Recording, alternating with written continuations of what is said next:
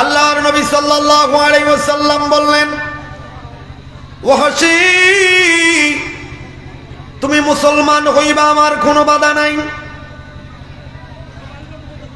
তুমি মুসলমান হলে আমার কোনো ক্ষতি নাই,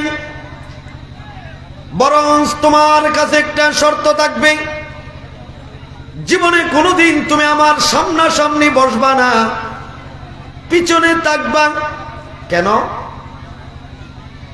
কেনর উত্তরে আল্লাহ কুরআনুল কারীম ফুরকানে আজিমের আয়াত নাযিল করেছেন, ইন্নাল্লাযীনা ইউযুনাল্লাহা ওয়া রাসূলাহু লা'আনাহুমুল্লাহু ফিদ দুনিয়া ওয়াল আখিরাহ ওয়া আ'আদ্দা লাহুম আযাবাম মুহিনা।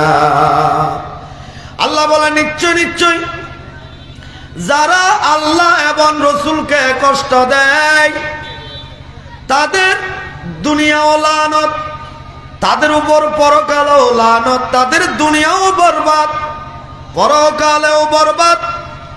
নবীজি ডাক দিয়ে বলে, ওয়াহশী, তুমি আমার সামনে বসবা না, সামনে বসলে আমার কলিজার টুকরা চাচা যিনি আমার ছায়া দিয়েছিলেন, কেউ নাই, গোটা মক্কার কাফের মুশরিকরা ঐক্যবদ্ধ হয়ে আমাকে নিষ্পেষিত করেছে, নির্যাতন করেছে। আল্লাহর ঘরের হাতিমে সিজদা করতে দেয় নাই, ওটের নারী বুড়ি বাড়াল আমার গর্দানে তুলে দিত। গোটা মক্কার পরাশক্তি একত্রিত হয়ে আমার উপর ঝাঁপিয়ে পড়েছে।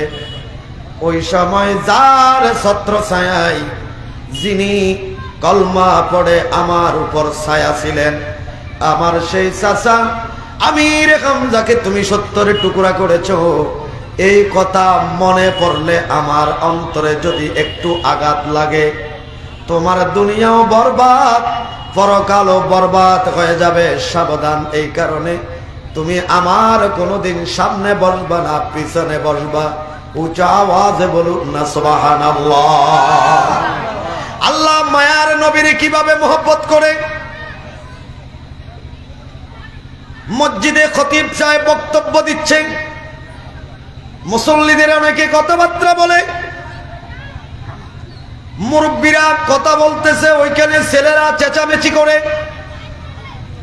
ইসলাম কি দর্শন দিচ্ছে? আল্লাহর নবীর মাধ্যমে গোটা পৃথিবীবাসীকে কি আদব প্রশিক্ষণ দিচ্ছে। শুধু আল্লাহর নবীর সামনে কথা বলতে গিয়া কেউ যদি নবীজির কথার উপর যদি একটু সাউন্ড বেড়ে যায়,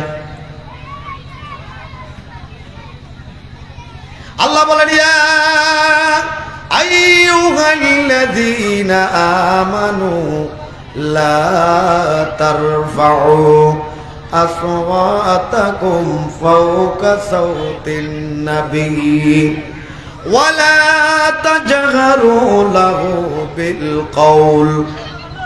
আল্লাহ নিষেধাজ্ঞা আরোপ করেছেন, ও ঈমানদারেরা, আমার নবীর সামনে কথা বলতে গিয়ে তোমাদের কথাই যদি আমার নবীজির কথার উপর যদি তোমাদের আওয়াজ বেড়ে যায়, কি হবে?